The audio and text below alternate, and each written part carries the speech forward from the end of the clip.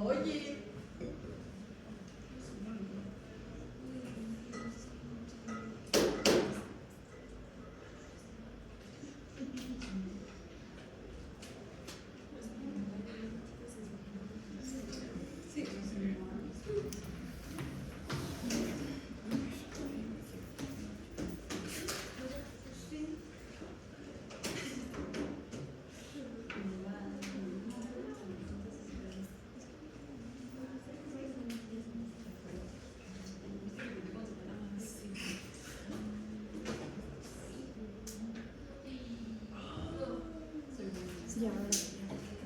Adelante.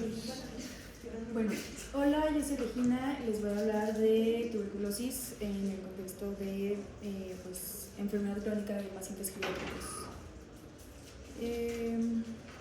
Estos son los contenidos y bueno, como introducción, la tuberculosis es una de las enfermedades conocidas más antiguas de los seres humanos y es una causa principal de muerte en el mundo. El microorganismo causal, que es el que marca la tuberculosis, fue descubierto en 1882 por Robert Koch. Después de la Segunda Guerra Mundial, los casos disminuyeron por el descubrimiento de los antituberculosos, pero no se ha podido erradicar este padecimiento. Un poco de la relevancia, y especialmente en los pacientes geriátricos. Esta población constituye hoy en día un gran reservorio de la enfermedad, sobre todo en los pacientes que están institucionalizados, porque existe un alto riesgo de transmisión basilar entre ellos, y sobre todo por las manifestaciones atípicas de esta enfermedad en este grupo poblacional, que es lo que habíamos platicado antes en el semestre, pero es pues muy importante, además del riesgo de presentar toxicidad por los fármacos que se utilizan para el tratamiento y las interacciones que pueden tener con la polifarmacia que tengan los pacientes. Tradicionalmente se considera la tuberculosis como una enfermedad pues, infecciosa, es como en lo que pensamos primero, pero también en otros contextos, y especialmente en el de los pacientes geriátricos, se considera enfermedad crónica por estos 4 puntos, que es que la infección es latente, persistente en algunos casos, puede permanecer activa en el cuerpo de por vida sin causar enfermedad activa, y esta fase latente pues, muchas veces requiere de tratamiento profiláctico, y el seguimiento sí debe ser pues, a largo plazo o de toda la vida. El tratamiento prolongado, porque el esquema estándar es mínimo 6 meses, pero puede extenderse si hay resistencia o complicaciones, que pues, sí pasa especialmente en los pacientes geriátricos. Y justo este tratamiento se compara con algunos otros que son en enfermedades crónicas como VIH o hepatitis B. Luego el riesgo de recaídas y reactivaciones, que también pues, va a ser mucho mayor en los pacientes inmunosuprimidos o en adultos mayores, y también pues, requiere el seguimiento de por vida. Y finalmente las secuelas respiratorias, porque aún así después de curarse muchos pacientes quedan con daño pulmonar, y pues esto contribuye a síntomas respiratorios persistentes.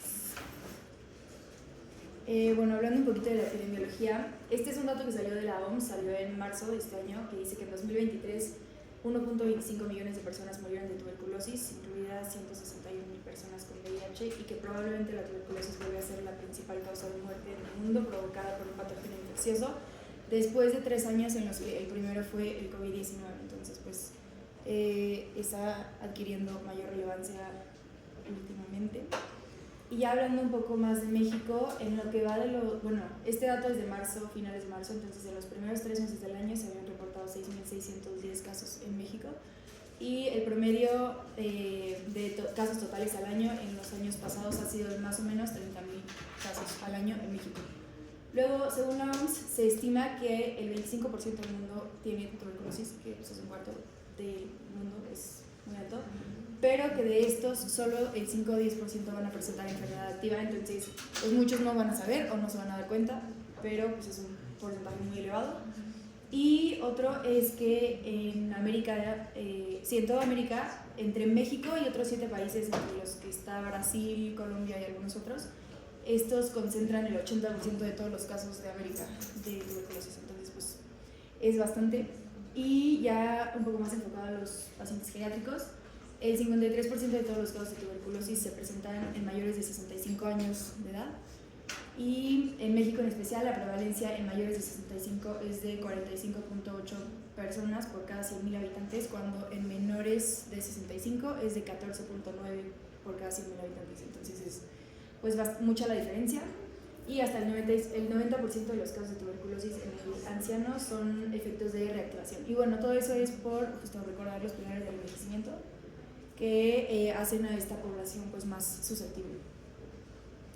Luego, hablando de la patogenia, el microorganismo causal es pues, Mycobacterium tuberculosis, un bacilo aerobio estricto que no es móvil ni formador de esporas, pero posee una pared celular lipídica que es pues, algo muy relevante en cuanto, bueno, que lo diferencia mucho de otras bacterias. La infección es por inhalación de gotitas en suspensión que contienen partículas infecciosas que son secretadas por el paciente que está enfermo y que sí está contagioso, porque no todos los que tengan infección van a contagiar. Hablando de la infección, pues bueno, o sea, es un muy largo, pero para resumirlo, la enfermedad se divide en 3 etapas o en 3 como formas de presentación, que es la infección primaria, la infección latente y la infección activa. Desde la infección primaria comienza cuando la bacteria se aspira y llega a los alvéolos. Y bueno, comienza una reacción inmunológica, que era todo el chavo de antes, pero es pues de activar los macrófagos, hay fagocitosis, hay liberación de citocinas. Y lo más importante es que como parte de esta respuesta hay liberación de enzimas proteolíticas, que son las que van a comenzar la destrucción del parénquima pulmonar y van a llegar a formar pues, los exudados y el granuloma, que es característico pues, de la tuberculosis, que también se le llama foco de Gone.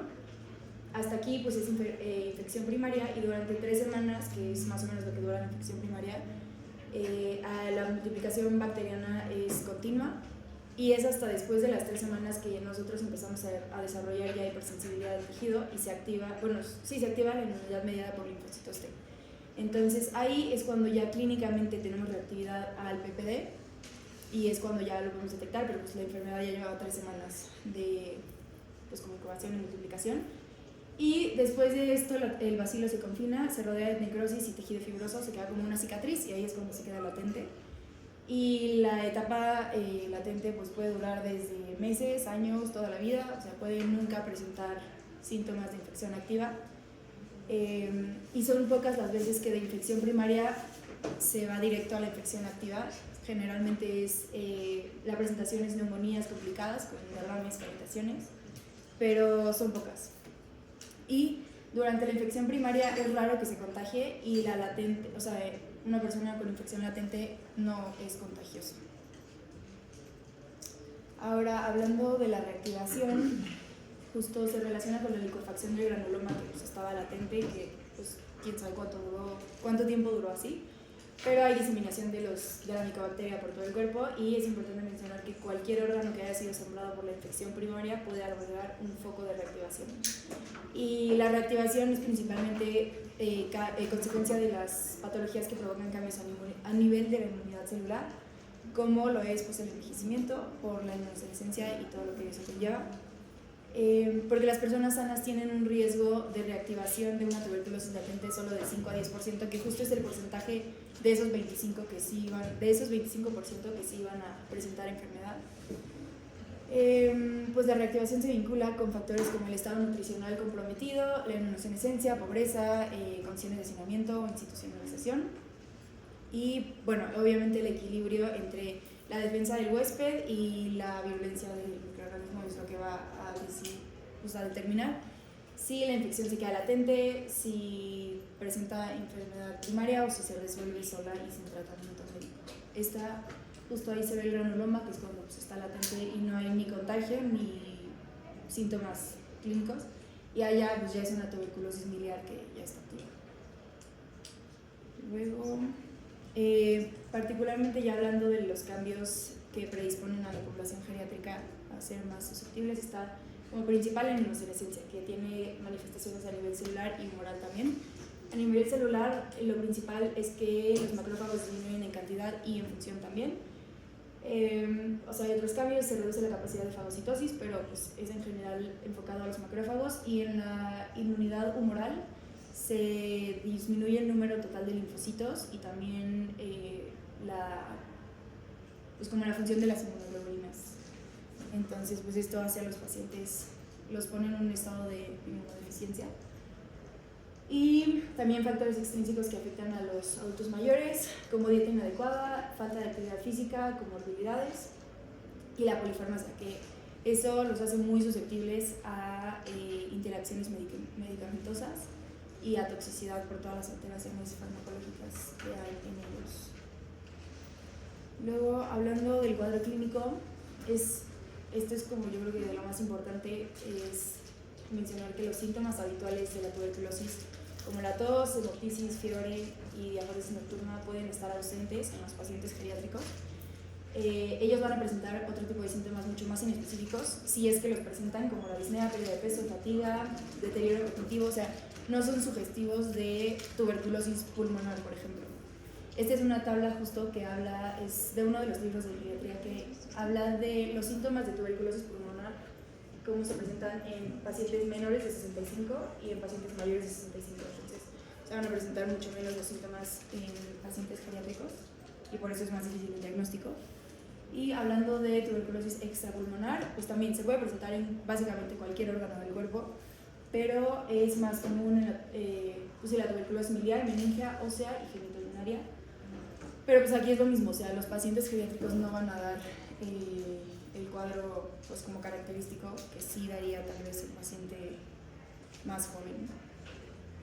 De métodos diagnósticos se utiliza principalmente, esta es la primera, es el método de Mantoux con el PP, el derivado proteico purificado, pero aquí es muy importante mencionar que por la elevada prevalencia de anergia, o sea, básicamente la falta de respuesta a los antígenos cutáneos que presentan los pacientes geriátricos, se tiene que usar un efecto booster o potenciador. Entonces a ellos se les hacen dos pruebas, o sea, con una de tuberculina pues no basta, porque si sale negativa, por la poca respuesta que va a haber por parte del paciente y de su sistema inmune, no se puede confirmar o descartar la enfermedad. Se hace una segunda en 2 semanas y ya esa segunda es la que se va a tomar en cuenta como el diagnóstico definitivo.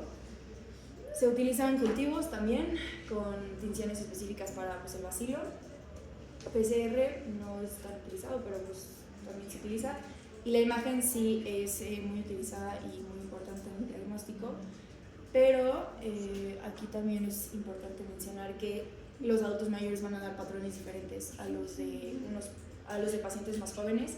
En pacientes menores de 65 son más comunes las manifestaciones en las zonas apicales de los pulmones, y los pacientes geriátricos van a dar en lóbulos medios o inferiores, así como infiltrados miliares, derrame pleural, etc. O sea, van a ser diferentes también. Ahí está. Y ya hablando del tratamiento de la tuberculosis, la verdad es que en cuanto al esquema del tratamiento como tal no difiere del que se instituye en el adulto joven, pero sí requiere una vigilancia mucho más estrecha por los efectos adversos y por el riesgo de toxicidad que tienen los pacientes geriátricos con todos los medicamentos. El tratamiento de primera línea son estos 4 fármacos: isoniazida, rifampicina, pirazinamida y etambutol. Los primeros 2 son bactericidas. La pirazinamida permite que se reduzca el tratamiento de 9 meses a 6 meses y el etambutol es un bacteriostático, o sea, son los mismos que se le dan al paciente de forma inicial, o sea, al paciente joven y al paciente adulto mayor. Esta es una tabla igual de uno de los libros que básicamente explica como el esquema de tratamiento. Se divide en 2 fases, la fase intensiva y la fase de continuación o de mantenimiento. La intensiva dura 2 meses, la de continuación o mantenimiento dura 6 meses. Y, o sea, ahí ya son como efectos más específicos que pueden tener los fármacos, pero esos son como en general, no específicos de los adultos geriátricos. En la fase intensiva se dan los 4 fármacos por los 4 fármacos de lunes a sábado hasta que se completen 60 dosis o 10 semanas. Y en la fase de mantenimiento ya solamente se utilizan, los primeros 2, aquí por si no están. Y ahí nada más es lunes, miércoles y viernes hasta que se completen 15 semanas. Y justo con este tratamiento se tienen que tener consideraciones especiales en cuanto a los adultos geriátricos, que son adultos mayores, que son el bajo peso, porque cuando uno de ellos pesa menos de 50 kilogramos se tiene que ajustar la dosis. No se le puede dar la misma dosis que se le da a un paciente joven. Se tiene que vigilar la función renal porque el tercer fármaco, que es la pirazinamida, eleva el ácido úrico, y además hay más prevalencia de insuficiencia renal en los pacientes geriátricos. que en un paciente joven. Se tiene que vigilar la función hepática porque además de que la isoniazida sí es conocida por causar hepatotoxicidad, pues en los pacientes geriátricos es mucho más común que pase. Leí que cuando se aumentan las transaminasas más de 5 veces se tiene que suspender el tratamiento. Se puede reiniciar paulatinamente, pero si vuelve a haber datos de toxicidad se tiene que cambiar el tratamiento completamente. Y la neuropatía, que también es la isoniazida la que más la causa, pero es más común en los pacientes geriátricos. Y pues ya como conclusiones, creo que lo más importante, y por eso está en otro color, es que la tuberculosis es una enfermedad, particularmente en los pacientes geriátricos, que está subdiagnosticada y justo es por todas las manifestaciones atípicas que dan ellos a comparación de los pacientes que son más jóvenes, y también combinado con la existencia de comorbilidades, pues nos va a dar un cuadro clínico que nos puede hacer pensar en muchas otras cosas que no sean tuberculosis, y por eso tenemos que ser como muy dirigidos para poder diagnosticarlo en un paciente geriátrico. La inmunosenescencia, que pues es uno de los pilares la senescencia, pero uno de los pilares del envejecimiento, que vimos que justo es esto lo que va a predisponer a los pacientes a que sean mucho más susceptibles. En la tuberculosis se supone que hay 2 picos de edad, que es menos de 15 y más de 65, entonces justo se relaciona con todo esto del sistema inmune. Uno es que no está maduro todavía y otro es que ya va en declive, entonces eso es pues fundamental aquí, y que para todo el abordaje, tratamiento, diagnóstico, todo esto se tiene que tener en cuenta las consideraciones especiales que hay que tener con los pacientes geriátricos, especialmente los efectos adversos, las interacciones y la toxicidad, porque pues no es el abordaje como un paciente más joven. Y pues ya, eso es todo.